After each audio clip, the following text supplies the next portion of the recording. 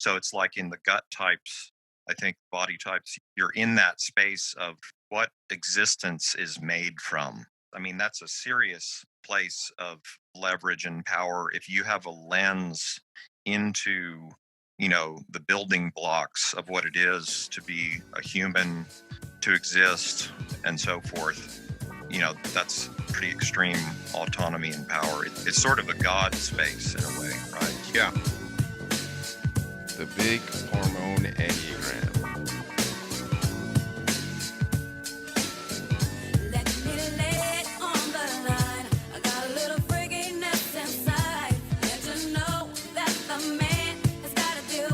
Hi, I'm John Lukovich, sexual self-pres, golden five-wing, 458 trifix. Hi, I'm David Gray, self-pres sexual 9 with a 1, 974 trifix. What up? It's Emeka. I'm an 8 wing 7, sexual self-pres with 854 fixes. Hi, I'm Nancy. I am a self-pres social 3, wing 4, with a 369 trifix. If you like our podcast, guys, make sure you go like and subscribe us on the Apple Podcast app. And if you really like us, you should definitely leave us a review. Yeah, so I did a coaching session today. It was pretty good. But what came up in different ways was in the back of my mind, a lot of it was like, how do we understand the Enneagram? Like, the three of us have all had taken very strange and unconventional paths to understanding the Enneagram. Mm-hmm. And how do you what resources or experiences are necessary to understand what the Enneagram is, and what does it mean to understand the Enneagram? And also I've done a lot of workshops, for example, but I don't think Emeka or David, you've ever been to workshops, right? I mean, besides the ones that you've done, but I mean, I've never. That's not how I learned the Enneagram. I didn't really do it that way. Just a few things that at the conferences were kind of workshop-ish, where people would break off into groups and some of that kind of stuff. And I've done retreats and I've taught retreats, and then there's no book to go to that has it all. And part of what's interesting in this discussion is the learning and knowing that is involved in the three centers. I know, Emeka, you always bring up your body impression. Yeah. And then David, you have a strong mix of the body impression and the mental center stuff going on. And I think I get all into the S&C thing because of my heart center shit, right? And so, a lot of people that are listening, I imagine, are interested in learning more about the Enneagram. And, a lot of people have a kind of American capitalist, what am I going to get out of this kind of mindset? Mm-hmm. And so it's I don't know, that's not going to yield results. We didn't come into the Enneagram and learn as much as we did to be able to even just sit down together and just talk about a fucking topic because we were all right, we're going to get our diploma. Yeah, right. No. Or use this in business or. Right. But I think it might be interesting to talk about what is thinking about the Enneagram and what is learning about it and what is being able to take new impressions about it and all that kind of stuff. I think that sort of starts to veer into people's learning styles. Yeah. It's more of a question of how do you learn anything? And some people think of learning things in terms of classrooms and books. And I was that kid who learned the most from the class project. If there was a problem, some difficult thing that had to be done, then I would learn the things that I needed to know in order to make that thing happen. And so my approach to learning the Enneagram was I wasn't interested in anything that wasn't integral to getting what some difficult thing done. For example, it was okay, so you can type. So I learned the Enneagram because I was trying to figure out how to type people. And so that's just me as a body type and my learning style. I have Enneagram books, or I've picked up Enneagram books, but I've never read a full Enneagram book. I only read the parts that I needed to know. But because I learn experientially, and I'm ravenous about doing it that way. That's just what works for me. But I can't necessarily say to someone that's going to work for them. It's more like, okay, this is my learning style, and I just had genuine curiosity about this thing, and so it just happened. Well, Um, I think that's pretty actually interesting because I don't think I'm saying anything shocking, but like a lot of people don't associate, not to say that there's not a lot of intellectual eights, but they don't associate eight with intellectualism, right, There's like, because a lot of the eight personalities mental center is caught up in concrete goals. right, And so like what I know about you and your curiosity, there is like a goal orientation or like a objective, like, typing people, right. right? Like that was a thing. And that's just something that I see captures your interest a lot is like, how do you really know how to type people?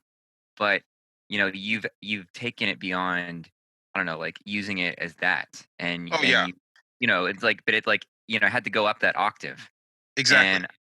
And I think for any type, anybody, they have to take it up an octave. Absolutely. Like I would have never sat down and envisioned that I would end up with this Enneagram stuff. I would have never imagined that this is where I would have ended up. It just started off with one question that I was curious about, and that led to the next thing. And next thing you know, I'm learning about fixations and essence, and I didn't plan this. It just, Yeah. like one thing led to the next thing. It's like, oh, this new interesting thing that I'd like to figure out. Um, I think what got me into was typing, and typing was only important because I wanted to figure out if there was some kind of attraction sort of map between any of the types. And so that was really motivating for me. Like I really needed to figure out if there was something like that going on, which meant So that that's eight doing eight version of sexual instinct. How do I get this done? yeah, Right. yeah. Right. Attraction. I was like, if there's any possible way that there is, because I felt like there was some kind of type pattern in who I was attracted to, and this Enneagram thing kind of had a map of some sort, and I could see that there was something going on, and I was like so curious. It's like overwhelming curiosity to see if I could figure it out. And so next thing you know, it's like that's what got me into it. And then of course like realizing, oh, there's these huge psychological dynamics that are going on. And if you know someone's type, you can really like know so much about them. And so that becomes that its own thing. And one thing leads to the next, and then you're getting into instinctual, like, so Right. I would have never planned, I didn't envision that I would get this deep into it. It just I had a deep curiosity, and I was really aggressive about trying to figure out in my own way. But you're also a freak eight because you're a bit more introverted. Yeah. So like, Yeah. like a lot of eights have a trouble, not to mischaracterize eight, but there are a lot of like intelligent intellectual eights, but Mhm. they're not as common because a lot of eights are more extroverted. And so the objects of their attention and wisdom is usually something outside in the world. Oh yeah. And Yeah. so, it's you're fascinating sort of study because your more introverted temperament, it's like you're able to apply eightness to something introspective. Yeah, and it's something that I like about myself, but I also really hate about myself because it makes me pretty not functional in the sense that yeah, I can get things done, but it's not really out there in the world, and there's not a whole lot of money in internal esoteric topics. Right. There's not really. So yeah, I mean, And that's that one of- gets into an interesting topic too that I like to look at, which is kind of the fixes at war with each other, right? And like, yeah, Mhm. like 4 and 5 for you, Emeka, kind of causing a problem for 8 in somewhat of a significant way. oh yeah. That's interesting. Yeah. I mean, because this is a problem of I like to have a big impact in the world, and I know that I can, but Yeah. where my attention goes is kind of ruins all of that because I can have a big impact, but it's not really.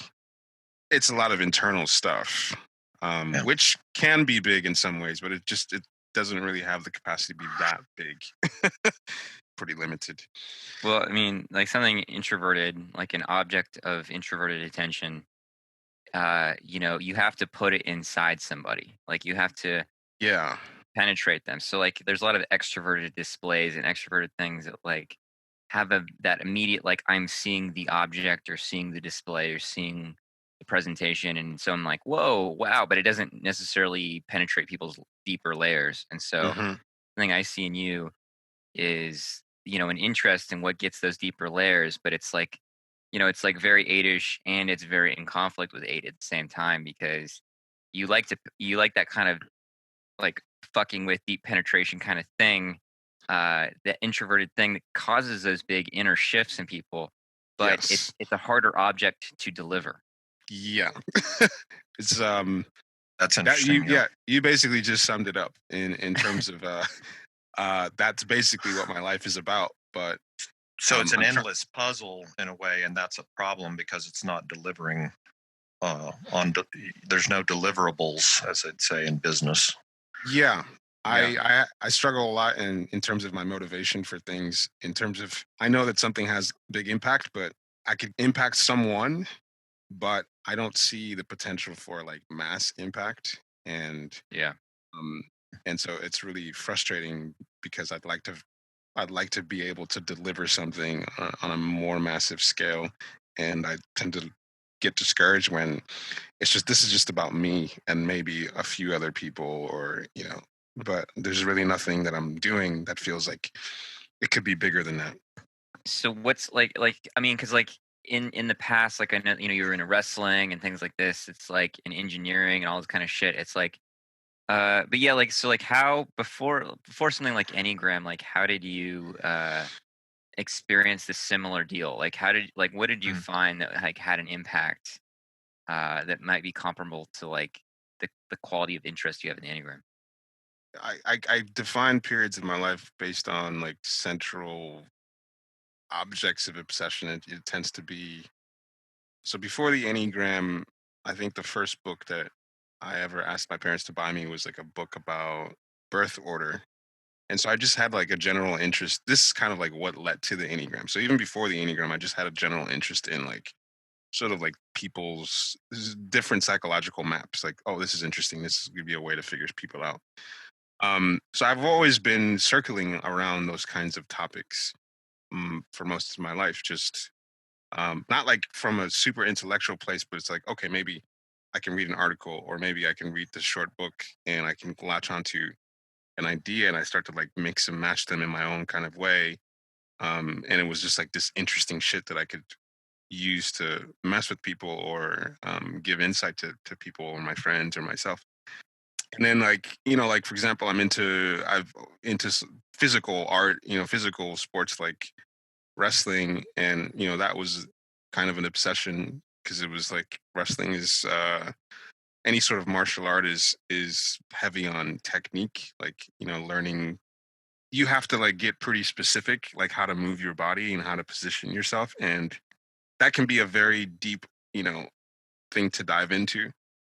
But I'm not like an athlete type necessarily. I don't really care about that much about, but I got into like figuring it out, figuring out difficult parts of the sport. And so you can apply that to just about anything that interested me. Like there was one time that I picked up building computers, and it was kind of like, well, I don't, Really?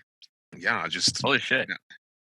yeah, just for like maybe 2 years where I was working for GE doing these stupid ass internships, and I just needed something to do, and so I was like, I'm gonna build a computer. And this is probably like Okay. 2003, and it's like, I don't know how to build a computer. I don't, like there's a list. I think I saw a website that had like a list of instructions, and I was like, that's actually doable. It was just interesting to me because I thought computers are like so complicated, and I was like, it's actually not that complicated if I follow this list of instructions. And people are like, but I did it, and then I lost interest. It was like, I have this pattern of, I can dive into something that catches my interest for a month, a year. I figure it out, and then I'm done. And like, people are like, you should build computers for other people. I built computers for like most of my family and a couple computers for myself, and because it was cheaper. The idea was it was cheaper than what she would buy. And then people thought, oh, you're a computer guy. You're into computers. I was like, no, I'm not. I was into figuring it out. And now I'm done with it. So I just have this recurring pattern of going deep into some sort of interest and then losing it or just dropping it completely. And the Enneagram was like the first one that never went away. I couldn't believe. I just expected that I would get into it, figure it out, and I would just move on, and it never happened.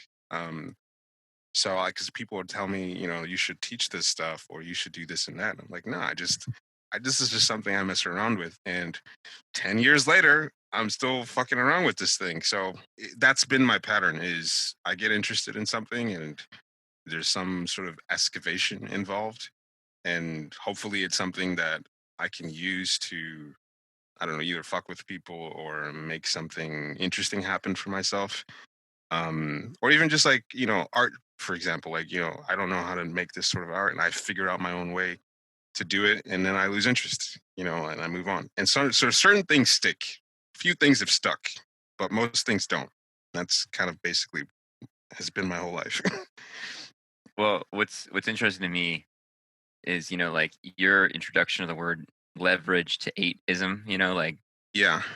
like that, just needing leverage, not power, not whatever these dumb words are, but like leverage is like a motivating force. So like it sounds like you're like making computers for your family is just kind of getting like certain like, leverage over the like necessary expense of a computer, or you know what I mean? Like certain, Yeah. certain basic commodities, you've got the corner on that. You've got. Oh yeah. Yeah. I didn't look at it that way, but it's kind of weird to look back on. I was like, what the fuck was I doing? Why did I do that? Such a random thing to do. I built like 5 computers basically from scratch. Like that's, it's like I look back on my life and there's just like random things that I've done that I've never done again. Like teaching English for a couple of years in Mexico. Like why? Why did I do that?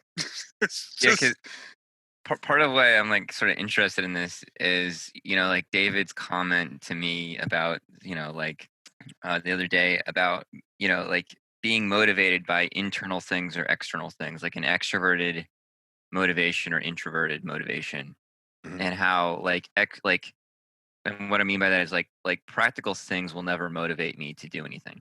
Like things that are like material things will never motivate me to do anything.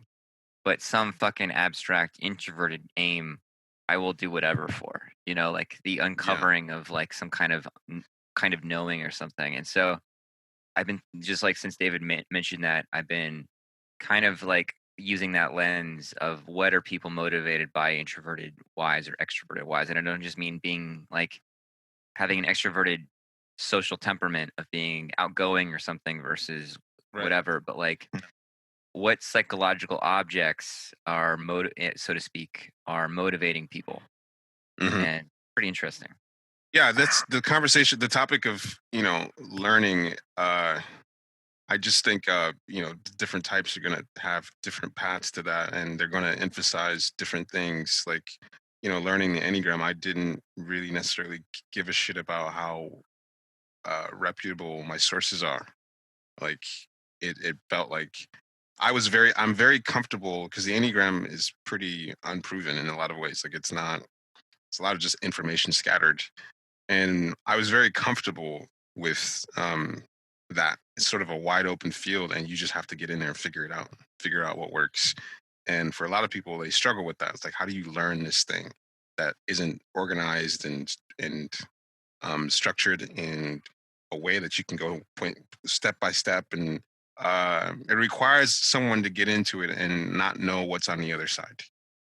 And a lot of the things that I've done in my life require that. And maybe I'm just excited about, I don't know where I'm going to go with this. I'm just going to see what happens and get creative and see what I can learn, what surprising things I can get out of it.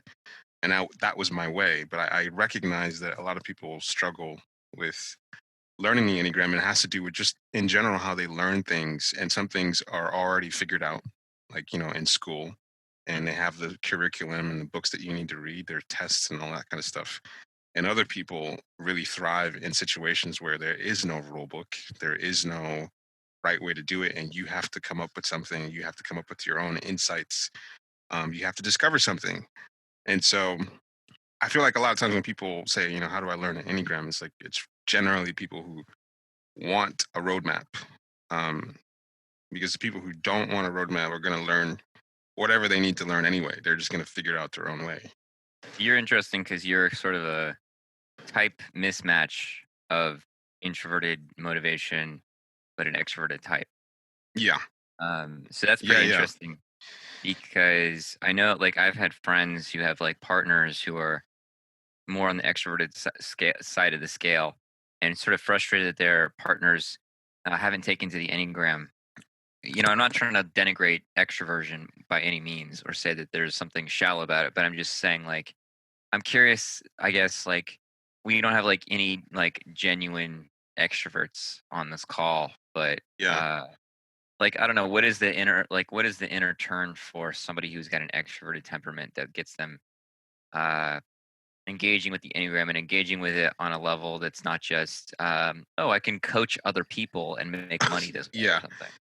Yeah, I think, for example, I have some experience with threes, and I do notice that a lot of assertive types just there's not even any room for something like the Enneagram. It's like it doesn't even penetrate. And so what I end up having to do, in order to get to them, which is I realize that's kind of my thing, is sort of figuring out how do I get to this person? How do I, and for multiple reasons, like, how do What does that phrase mean? Get to them. Like if someone's in front of me, I feel like I've observing myself that I'm unconsciously trying to find points of psychological leverage in terms of how do I get you to pay attention to anything? What gets your attention? What triggers you? What excites you? I could talk about the Enneagram, but how do I even frame it in such a way that captures your attention? And part of what's happening in real time is that I'm recording or downloading, like, I'm sort of like trying to intuit what I need to do, like reading this person to figure out like what I need to do or how I need to frame this thing in a way that will land with them. So with assertive types, I've recognized that, most assertive types are only interested in what they can get, what they can get done. And the Enneagram has to give them something, has to give them some kind of result. And, if it's a 3, they're go, go, go all the time. And I try to, especially if it's a guy who works in corporate, I try to connect it to, hey, you've had these sort of psychological assessments at work. And sometimes these companies use them to sort of have better work environments, better work chemistry, and all that kind of stuff. And maybe I see what their reaction is, and then I see if I should go further that direction. Or if it's a woman, most women are interested in relationships or interested in their partners and what makes this guy tick. And so what most women are naturally into it, so it's not that hard. So for guys, you kind of have to figure out like, okay, like, what does this guy give a shit about? And I have to sort of give them that. Whereas, certain types, I don't have to do that. Like, if it's a 9, already pretty interested in withdrawn topics, and just even getting into the Enneagram, even the idea of a personality type is going to be interesting to them. And so for me as an assertive type, I'm sort of like, at least my style is, I'm trying to figure out how I can, provoke this person to care about this really obscure thing. And that's what my personality is doing. Whatever it is I'm talking about is I need to figure out like how I can get to you. So yeah, and then with David, like, I know that like you learned the Enneagram from somebody in a band that you were in, but like, how did you, like, what was your motivation to keep probing the Enneagram? So yeah, I'm thinking about that as we're going through this, and to the degree that, let's say, actually in a weird way, 8 and 1 are iterations of 9 in a weird way that you wouldn't expect, right? As far as stuff around autonomy, and I'll use the word power, right? So and this is like where that roast on nines, especially nines with one, the philosopher of the universe, comes from. It's doing power in an introverted way. It's like, if I know and see into you better than you see yourself, I have power. And I'm never going to, I'm probably, so it's kind of shadowy, right? And it's also a way, maybe the line to six, in the sense, and how 9 and 6 have just a sense of not necessarily having a full grasp of your own personal power, right? And so this is it's like a secret way to have power over everybody, right? Yeah. Like if I have the model of your psychological structure, there's probably nothing I'm going to do with that, but just having that in reserve is a kind of, feels like a kind of ultimate autonomy, that I've just got that in my toolkit. And I'm, I can't think of a time that I've necessarily ever used that. I don't think, you know what I'm saying? Yeah, I use it all the time. yeah. I mean, of course, I can use it as a 9 to sort of ease or smooth some things, in certain contexts. But for the most part, it's that abstract model, because it's coming again. I mean, it's this is sort of shadow 9 stuff, right? Of I mean, I don't want to totally denigrate myself, but because there's there's maybe to the mud. there's maybe an essence piece or something like that is that I am simulating, right, or whatever, or have some connection to. Who knows? Maybe I'm the devil, but let's see. But yeah, it's just that sort of having that ultimate sky view, 10,000 feet, above each individual and humanity in a certain way. I'm just kind of repeating myself, but it's that kind of thing. Yeah, it gives a sense of personal power. Well, what that brings up for me is like what is power? Because 8 and 9 are both explicitly like power types in different ways. Yeah. And people hear power and they get afraid of that word or afraid of what power means. But I think like what I'm kind of hearing in power that's explicit in the way you're talking, David, and implicit in the way that Emeka is talking is like I don't think Emeka mentioned power, but maybe you did. I don't know, leverage or power, whatever. Yeah, leverage. From what I'm getting, like you can have like a power over something or something like that. But like sounds like you're talking about like the right to exist, like the right to take up space, and like the autonomy thing. It's like the right to occupy something, because like, I mean, even though I'm not a body type, like a lot of the events that have been happening to me recently have been this thing about how much do I owe to myself to take up space, or like in the sense of like the 9 problem is like how much do we overlook ourselves, or how much do we expand in the world? And like that we all have this sort of way that we have unconsciously trained ourselves to kind of give up on ourselves because we're selfish or something like that, and so then it ends up all this like we inevitably need to take up space because we do take up space, but then if we're not conscious of it, we start taking up space in ways that are like underground and fucked up. So anyway, I was curious about y'all's perceptions of power. Yeah, I was gonna say that I think what took the Enneagram to the next level for me when I realized like, holy shit, this is like such a deep psychological tool, that it would give me an insane amount of leverage in situations with people. Also, as a social last, I felt like I got like the cheat sheet, the cheat book on how to deal with people, because I'm always like, it's sort of this distant thing. Is like, man, I have to deal with this problem of dealing with people and what people's like underlying intentions, and how to like not let people have leverage on you. I know there are a lot of manipulative people out there, and I was always interested in like, how do I prevent people from having leverage on me? And just discovering that the Enneagram was this like super cheat sheet code of like, what people were up to, blew it up for me. Like it just, blew it wide open. And the idea that not only was it that I could have the ability to walk into a room and either see someone or have a short conversation with them and know what their types was, like the most, it just blew my mind. And that's what kind of like got me super obsessed with it. Like if that's possible, if it is possible for me to walk into a room or have a short conversation with someone and know what their type is, I could be the most dangerous person in the room. In terms Yeah. like in terms of like, because a lot of That is bad and wrong. in terms of like, salespeople who basically manipulate people into buying things. Yeah. And their people are manipulating each other all the time. And it felt like if I understood, like what someone's type was and where they were coming from, it's like, okay, this person is a 6 and they really care about how things fit together and what the source is.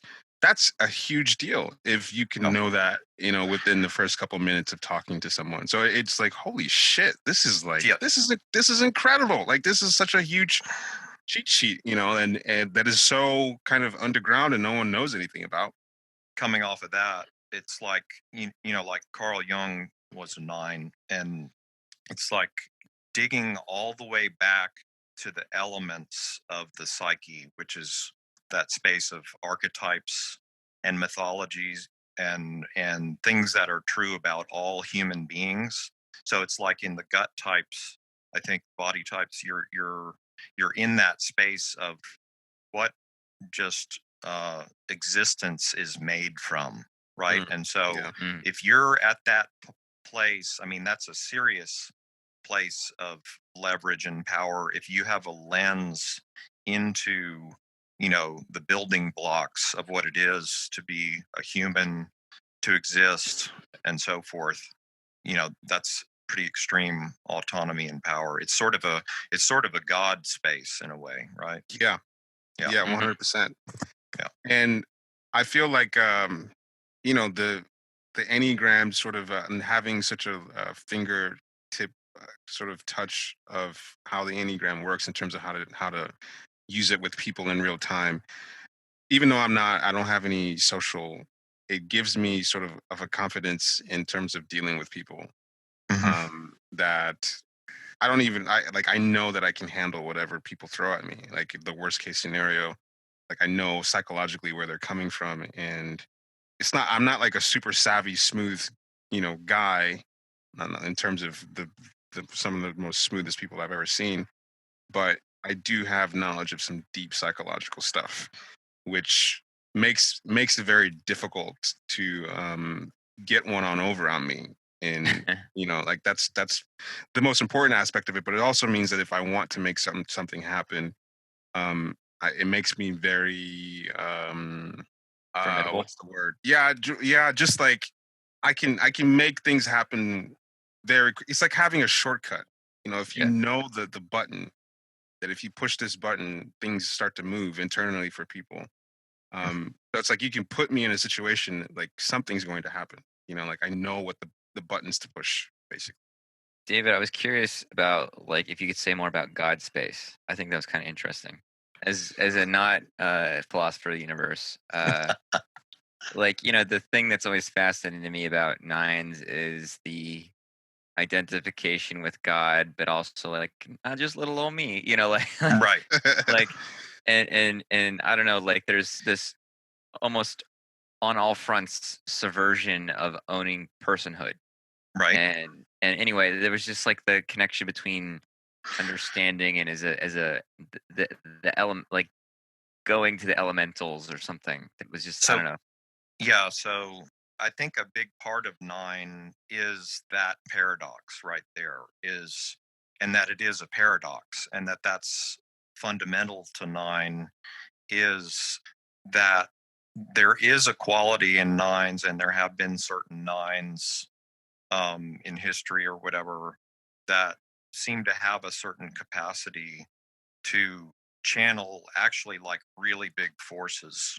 I mean, you see it also in 8s, rulers and whatever presidents and so on, similar. But there's a certain quality in nines that it's the paradox of the hollowness, the non-personness has also is the more hollow reed or the hollow entity in which all the forces of the universe could flow through, right? Or I mean, I'm being dramatic or mythological when I say that, right? No, I mean, it makes sense. Yeah, and so I mean, I think that's part of at the level of the personality, the interactive personality.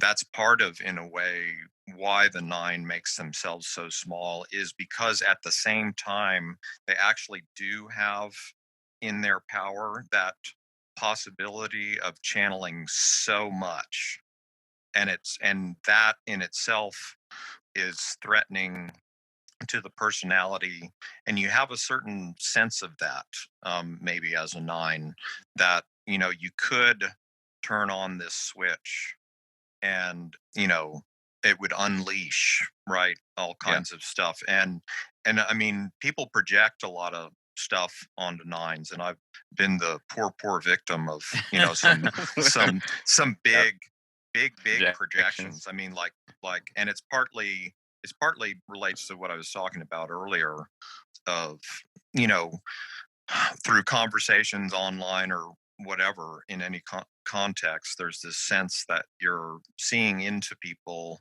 at a certain really deep level, and it's at a really base level, right? And that gets into the symbolism of the body center is a lower center, right? So you're really at the root of existence and people's existence, right? As opposed to the emotional or thinking, it's like existence itself and so forth. And that capacity to sort of channel big forces, sometimes people sense that, I guess, and then do project big stuff, which is interesting. It's I especially being social last, you don't attach to it in the same way as if I had social first or second.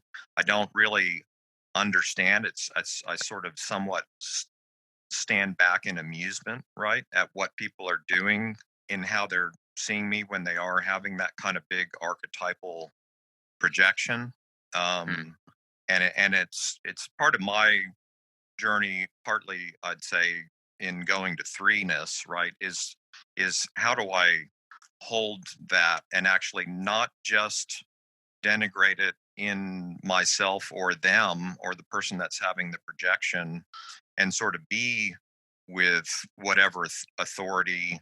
Of course, a person who's doing a projection is doing some kind of, when I mean an archetypal projection, they're giving you sort of too much, but at the same time there's to own some amount of authority, right? And as opposed to like part of how my seven fix works in the context is to just play with all of that, right? And that gets me, I kind of get burned by my own tricks sometimes, right?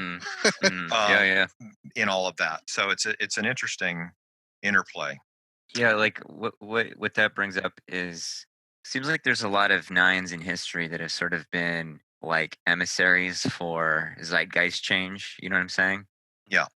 Like, Carl Jung was like a major channel, so to speak. But even politically, like, he gets idealized a little too much. But Abraham Lincoln, like oversaw a paradigm shift. And even though he's a fucking demon, fucking Reagan, like totally is the angel of death of neoliberalism. But there's others. I wonder, like, too, like a historical figure that strikes me as that kind of zeitgeist realized in a human is Napoleon. But I think I wonder if he's an 8 with a 9 wing instead of a 7 wing. He's an 8. He's definitely an 8 for sure. But if he's got a 9 wing, I think probably. I would could see that.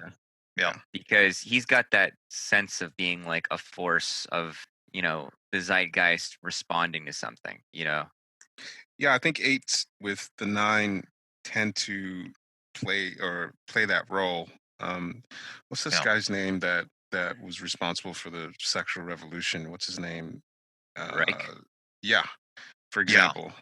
Yeah. Yeah. A lot of 8-9s, like Hitler, Yeah. another 8-9. Yeah, I was gonna say I wasn't sure if Hitler what his wing is, but Yeah. 9. those I think listening, 9. Hitler is not a fucking sexual 4. Jeez, That- or 6. Yeah, or a 6. Get that fucking shit out of your head. Yeah. Yeah. I mean, I don't like to make blanket statements about any types, but it's pretty safe to say this because there's really no other personality structure that at its extreme ends up at total rulership and Right. dictatorship. Yeah. Other than Yeah. 8. Yeah, There's totally. no other personality type that is so Yeah. that it's such a bullseye to Totally. say that I am going to set everything up where I am the absolute ruler. No So other you've type. got the leverage over everybody. Everyone. So mothers, if you have an 8 child, just leave it to die of exposure on a mountaintop. he could be Hitler Send one it day. down the river. Yeah. Yeah. But yeah, it's pretty safe bet that if someone is a dictator, because it's also like I don't think people understand what it takes to get to that position. No one just Yeah. hands you dictatorship. No. You have to be extremely violent, cunning, everything that, and also just like narcissistic enough to believe in that you deserve To be the center of everything. to be the center of everything. I don't know where I was going with all that. I know people get hysterical about Trump and say it like all right, like I'm a leftist. I fucking hate Trump, but I also see Trump as just a symptom of stuff. But at the same time, like he's like remarkably enduring, like Yep. despite what a huge idiot fuck up he is. Like he just keeps lasting, and all these clowns around him just get recycled really easily. And it's like, he'll just like fire people because he's like, oh, I don't like your tie today. It's like there's something so grotesque and just like watching him, like, Biden is ahead in the polls right now, and Clinton was same time last election, so it's like he could still fumble back into the White House, and I'm kind of going to Darktown there and taking that seriously, but it's like despite being such a fucking idiot, he's generating this level of energy and like chaos that's carrying itself. Yep. Mm-hmm. And it's again symbolically, it's because it's at such a base level, that body level. Yeah. It's really touching in, well, it's God space. I mean, like people are doing the thing of projecting Messiah on him. Yeah, totally. Or devil, like. Or devil. I don't know. Yeah, the whole political way people take like, yeah, I mean, and that's interesting. Like, I think Biden is 7, Yeah. And he's like non-existent as an entity, compared to Trump. Like, there's no energy around Biden. They're just not liking Trump. But Biden can't carry the projection. And no. So like that's like part of my fear is like, I'm obviously unapologetically a Bernie guy, and Bernie at least had the body projection holder of righteousness and goodness that he can hold against the god of chaos.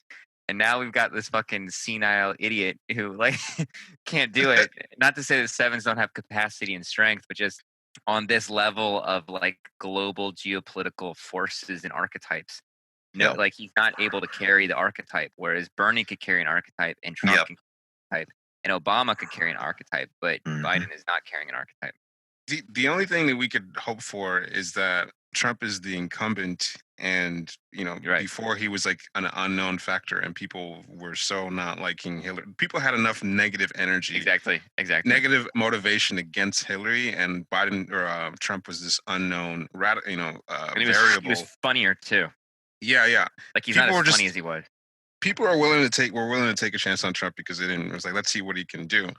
But now, as the incumbent, people know what he's capable of, and I think before COVID-19, I thought he was going to win, but like you can't spin around just how fucked up this year has been for everyone because of it. And of course, his handling of it has been, I think, is going to be his downfall.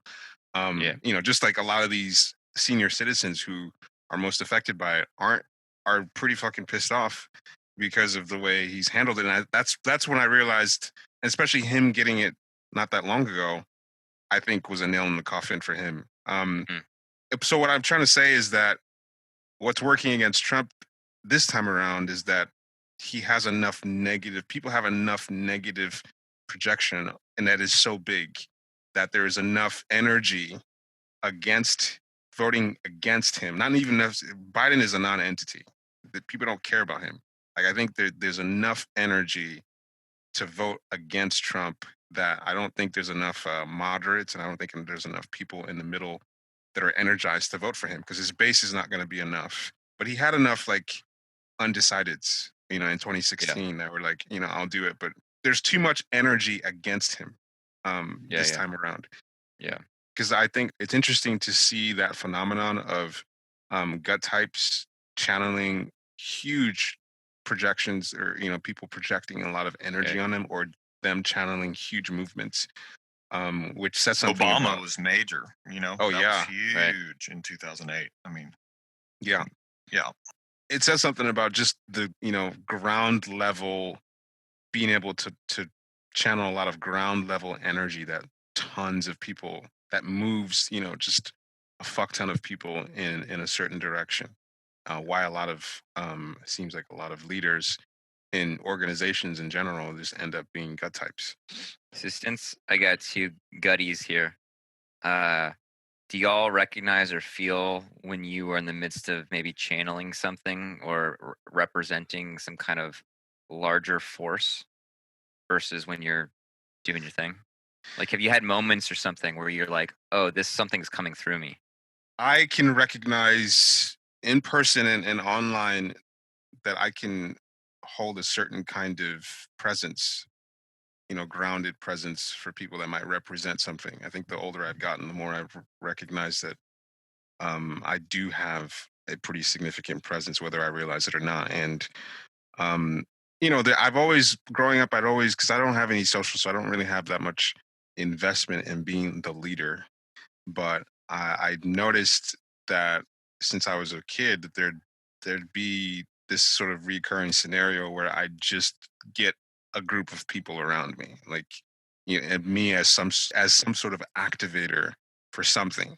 In every context that I've ended up in, whether I know what I'm doing or not, that my presence is big enough that it pulls certain people in to something, and it partly having a sort of a solid direction that I'm going. I'm doing so in a confident way that, you know, people are maybe pulled into that. And, you know, just for example, just being clear about the direction I'm going. So in terms of, like, for example, the way that we do the Enneagram, like the group, there was a point where I felt like, yeah, I can kind of pinpoint, okay, this is the thing. This is the list of things that define where we're going. And, you know, people can feel that, but someone has to put that into stone and say, this is what this group is about. And I always end up being the one who recognizes that, like, this is where we're going. And even though I don't have any social, but there's a way that I can recognize that this is the path and that we have to embody, and we have to, you know, what is, like, for example, this podcast, like, what is this podcast? Good like question. Yeah, like, you know, just there's a part of me that recognizes that a path has to be set and defined so that other people can walk it, and that it can grow and it can become much bigger. And so there's a way that I know that I'm embodying some kind of space that can envelop people and can pull people in, consciously or unconsciously. I think I've become more conscious of that as I've gotten older. But yeah, for me, it's two kind of tracks come to mind. Is, you know, just one is that for some reason, and I mean, as a 9, I guess it makes sense that I sort of don't even know what the hell's happening. But it's like, for some reason, people project authority onto me, right? And so something's happening again, at a body level in other people relative to what's emanating from me, I guess, at a body level, to the degree that I am channeling big forces or something along those lines, and getting at that sort of root archetypal, mythological, elemental level. And so there's something somehow that emanates, like, I mean, it took me till my mid 30s to, as a 974 to, start to get my shit together with finances and survival and shit. And when I got into that space, finally pushed myself into that space, I was like, within a couple of months, I was already in a leadership position. I was like, what? How is this? What's happening? Huh? And it kept, exactly. And it kept happening too, like throughout my time in that world I was in a certain business space. So there's that. And then there's the sense in just at a private introverted level that conceptually, there's certain associations I've made and certain models that I've applied to the Enneagram symbol and so forth, and like the Bhava chakra stuff related to that Buddhist symbol and so forth. There's a sense in private space of that something's coming through right now that's I'm not particularly self-conscious about it, but I can feel something's happening, and it's an energizing force that's not my typical kind of slack kind of energy. So yeah, I do sense it when it's happening to some degree. So is there a way to like, not to make it happen, but to like make yourself more available for such things to happen? You mean like, should we or could we develop it more, or Yeah, I mean, or make it more intentional? yeah, I think like, when it comes to like what you call like higher or archetypal or essential or whatever, like, the personality can't really do those things. And Yeah. even though it tries to all the time, but there are ways Mm. to prepare the ground, so to speak, so that, like the way I think of it is you put yourself before a potential force that could come through you. And like it might or might not, but there's a way to sort of be available or receptive to that. And I can imagine that, some people are either naturally or through some kind of training or something, so to speak, unconsciously have put themselves more available for that. David, you talked about your experience going to that spiritual event with what's her name, Amachi or Amma? Oh, Amma. Yeah. Yeah, she's an So eight. that's an example of this sort of a thing of she's a gut type who is literally giving people some kind of transformative spiritual experience through a hug. Mhm. And so you could look at that as an example of an intentional using the body as a channel of something higher.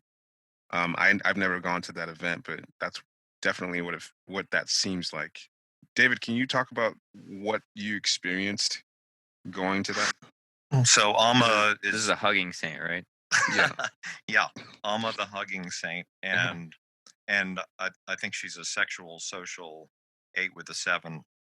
And I've been actually to a couple events, one in Spain and one in Dallas, and they're amazing. And it's partly to me, just personally, partly probably because there is sexual instinct in there.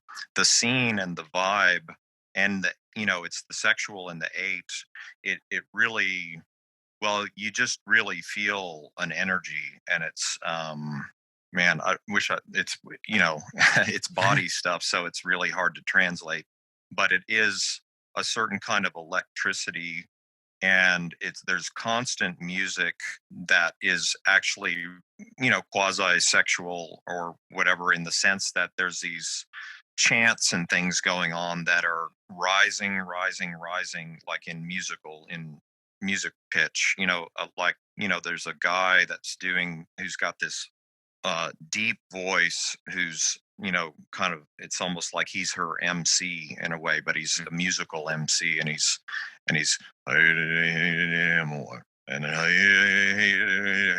and it's rising and rising and rising, and there's a ceremony that happens like on the last night where she's in this full goddess regalia, and the music's going, and it's that Indian music and all the instruments, and it's very celebratory and it's very upbeat, and she's tossing flower petals constantly and also just like whipping her arms around, and it's really like something's actually happening, like she's actually pushing huge energy with her arms, and it's like you're feeling it. And anyway, I went for the first time. The first time I saw her was in Spain with my friend Sandra, and I just went because it was interesting. I had the money to do it, and I wasn't expecting some amazing thing. And not that my experience was, I don't know if it permanently did anything or whatever, but I did the thing. You get in line and you get a hug from her, right? You get she looks at you, she hugs you, and she does some kind of personalized chant into your ear. And I was open to it being bullshit. I was open to it being amazing, me having a big weep fest or whatever, right? And what happened to me, and it was very strong, is I got a very clear, and I've never felt this ever in my life, a very strong sensation from the hug and the blessing or whatever that she gave me, that she had, like, as an 8, she gave me like this steel rod in my gut that was really, really firm. It was like, just, and it was like as if it was actually there, like there was a new firmness of will, and it had a very physical sensation to it. And again, I was kind of just entertained by the whole scene, and it was really uplifting and so forth. And I had no expectations, but I had that sensation lasted for many hours, and it was just interesting, that kind of, I mean, in the Enneagram context of sort of an 8 giving a 9 a firmness in the gut. Sounds like she, like, and I'm saying this in a joking way, but also kind of not, like she like knocked you up Yeah. in a certain way. No, it was a knock up because it was a phallic kind of thing. Right. Yeah. Interesting. Yeah. Anyway, I don't remember what the original question was. You were just asking about that Amma experience. Well, yeah, I think he was, John was asking about, is there sort of an intentional way to channel this gut thing?